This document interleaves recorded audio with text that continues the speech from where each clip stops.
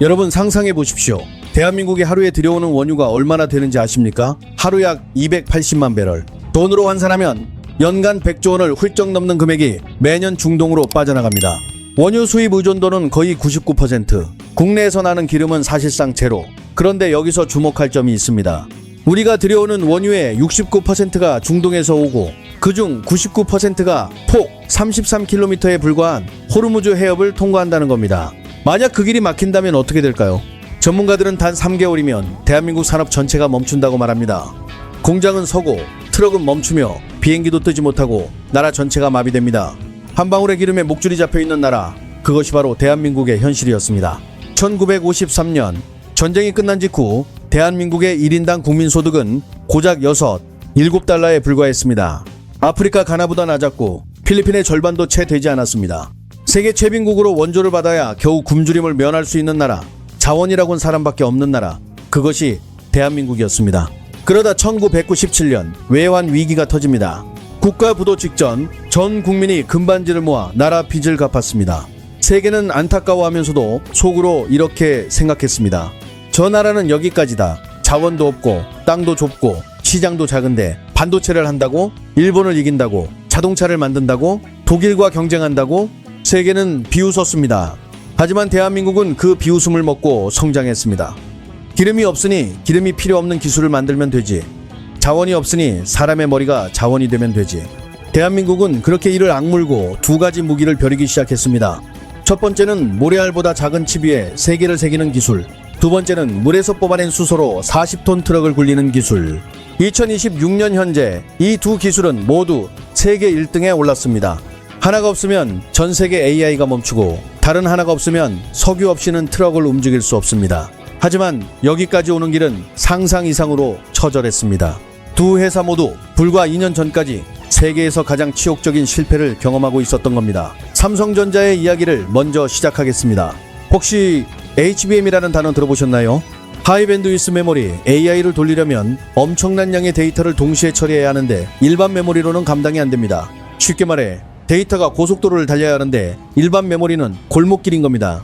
HBM은 왕복 16차선 고속도로.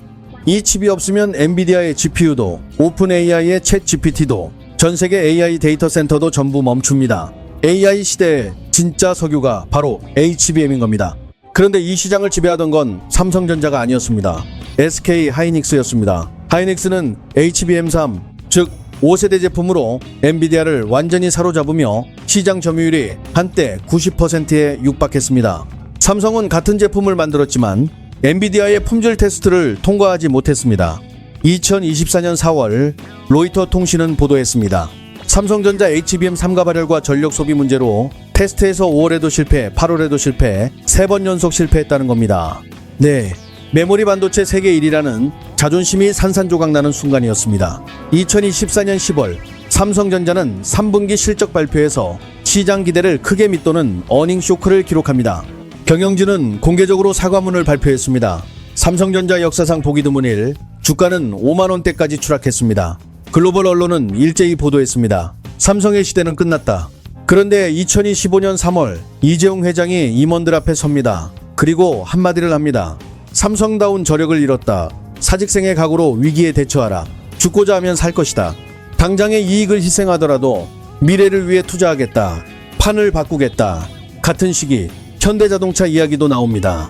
1998년 현대자동차 연구소에서 소수 엔지니어들이 비밀 프로젝트를 시작했습니다. 수소연료, 전지차 개발. 그때 세계 자동차 업계 반응은 냉담했습니다. 수소로 차를 굴린다고 장난하나? 하지만 2013년 2월 현대는 투싼 iX를 기반으로 세계 최초 양산형 수소연료 전지차를 내놓으며 토요타보다 2년, 혼다보다 3년 앞서 나갑니다. 세계 최초였습니다. 그런데 세상 반응은 냉정했습니다. 수소 충전소가 없었고 가격은 너무 비쌌으며 일반 소비자는 관심조차 없었습니다. 언론은 이렇게 썼습니다. 수소차는 실패한 기술이다. 현대가 괜히 돈을 쏟아붓고 있다. 2022년이 되자 현대차 내부에서도 목소리가 나옵니다. 수소차 사업을 축소하자. 전기차에 집중하자. 테슬라를 따라가자. 하지만 정의선 회장은 꿈쩍도 하지 않았습니다. 모두가 전기차에 올인할 때 그는 홀로 수소에 베팅했습니다. 단 전략은 완전히 바꿨습니다. 승용차가 아니라 트럭으로, 소비자가 아니라 물류로 판 자체를 뒤집은 겁니다. 두 회사 모두 바닥을 쳤습니다. 삼성전자는 반도체 자존심을 잃었고 현대는 수소 기술의 무덤을 파고 있다는 소리를 들었습니다. 하지만 바닥을 친 사람만이 할 수 있는 일이 있습니다. 바로 바닥을 박차고 올라오는 겁니다. 여러분, 삼성과 현대 중 어느 쪽의 역전 드라마가 더 소름 돋으셨나요? 댓글로 알려주십시오. 그리고 지금부터 진짜 이야기가 시작됩니다.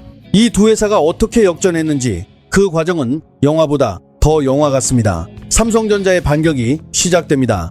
사실 삼성전자는 HBM3에서 연속 실패를 겪는 동안 아무것도 하지 않은 게 아니었습니다. 오히려 반대로 내부의 비밀 프로젝트가 가동되었습니다. 코드명은 없었지만 업계에서는 괴물 프로젝트라 불렀습니다.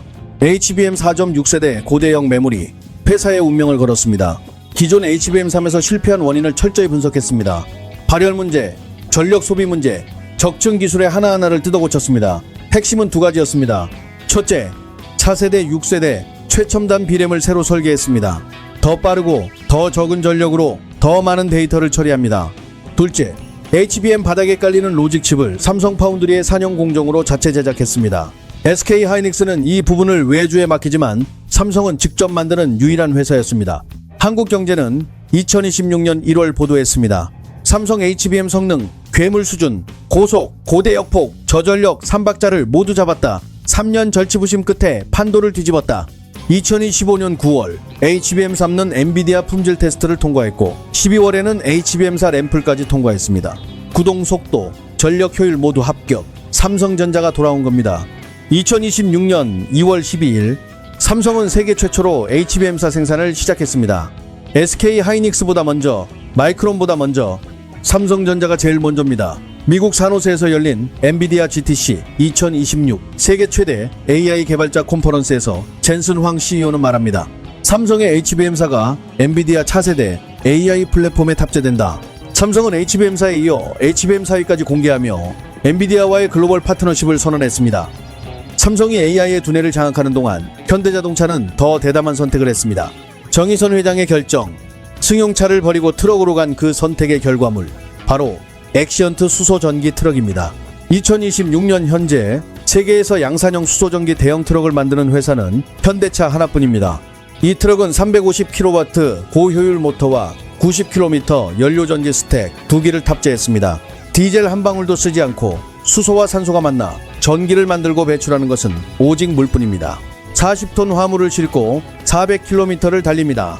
2020년 10월 스위스에서 첫 운행을 시작으로 유럽 5개국으로 확장되었습니다. 스위스, 독일, 프랑스, 네덜란드, 노르웨이에서 총 165대의 액시언트가 유럽 물류를 돌리고 있습니다. 2024년 6월 누적 주행거리 1천만 킬로미터 돌파, 2026년 1월에는 2,400만 킬로미터를 넘어섭니다. 지구에서 달까지 26번을 왕복한 거리입니다. 모든 거리를 탄소 배출 제로로 달렸습니다. 2025년 10월 미국 타임즈가 발표한 최고의 발명품 목록에 현대차 액시언트 수소전기 트럭이 이름을 올렸습니다. 자율주행까지 탑재한 모델로 북미에서도 성과가 나타나 캘리포니아 항만 친환경 트럭 전환 프로젝트에 투입되어 누적 160만 킬로미터를 돌파했습니다. 2026년 초에는 중남미 우루과이까지 진출하며 전 세계 수소차 글로벌 점유율 5%를 기록했습니다. 옛날 수소차 원조였던 도요타 미라이 점유율은 10.6%로 현대에 비해 거의 절반 수준까지 떨어졌습니다. 기름 한 방울 없는 나라 대한민국이 석유 시대를 끝내버렸습니다. 더욱 소름 돋는 것은 이 두 기술이 하나로 연결된다는 점입니다. AI 데이터 센터를 돌리려면 어마어마한 전기가 필요합니다. 삼성 HBM이 탑재된 엔비디아 GPU 수만 대가 하루 24시간 풀 가동됩니다. 한 개 대형 AI 데이터 센터가 소비하는 전력은 소규모 도시 하나와 맞먹습니다. 이 전력을 어디서 얻습니까? 석탄은 탄소 배출 문제, 원자력은 건설 10년, 태양광은 밤에는 멈춥니다. 답은 수소입니다. 수소 연료전지 발전, 24시간 가동 가능, 탄소 배출 제로, 데이터 센터 바로 옆에 설치 가능. 삼성 반도체가 AI의 두뇌를 만들고 현대 수소 기술이 그 두뇌를 돌리는 에너지를 공급합니다. 미래 에너지 생태계의 입구와 출구를 한국 기업 두 곳이 동시에 쥐고 있는 겁니다. 이 모든 성과는 기술만으로 가능한 것이 아닙니다. 이를 악물고 버틴 사람들, 조롱당하면서도 포기하지 않은 사람들, 바로 대한민국 사람들 덕분입니다. 2026년 2월 28일 정의선 회장이 전라북도 새만금을 찾아 발표했습니다. 9조 원 투자, AI 데이터 센터, 로봇 제조 클러스터, 수소 기반 수전 플랜트, 태양광 발전, AI 수소식, CT 5개 미래 산업을 한 곳에 짓겠다는 계획입니다. AI 데이터 센터와 수소 플랜트가 같은 자리에 있다는 사실은 중요합니다. 삼성 반도체가 들어가는 AI 시설과 현대 수소 기술이 만드는 에너지가 같은 땅 위에서 만나는 구조, 우연이 아닙니다. 대한민국이 설계하는 미래의 축소판입니다. 1953년 1인당 국민소득 7달러에서 시작한 나라, 2025년 1인당 GDP 약 35,000달러, 불과 72년 만에 500배를 만들어낸 나라, 매일 사용하는 스마트폰 속 삼성 메모리 반도체, 검색하는 AI 서비스 뒤 삼성 HBM, 유럽 고속도로를 달리는 현대 수소 트럭, 우리가 만든 기술이 지금 이 순간에도 세계를 움직이고 있습니다. 자원이 없어서 울던 나라가 이제 자원이 필요 없는 시대를 열었습니다. 머리로 반도체를 깎고 물로 트럭을 굴리는 나라, 조롱당하면서도 이를 악물고 바닥을 박차고 올라온 나라, 기름 한 방울 없는 나라가 석유 시대를 끝내버렸습니다. 오늘 이야기 도움이 되셨다면 댓글과 좋아요, 구독으로 응원해 주십시오. 감사합니다. 모두 건강하시길 바랍니다.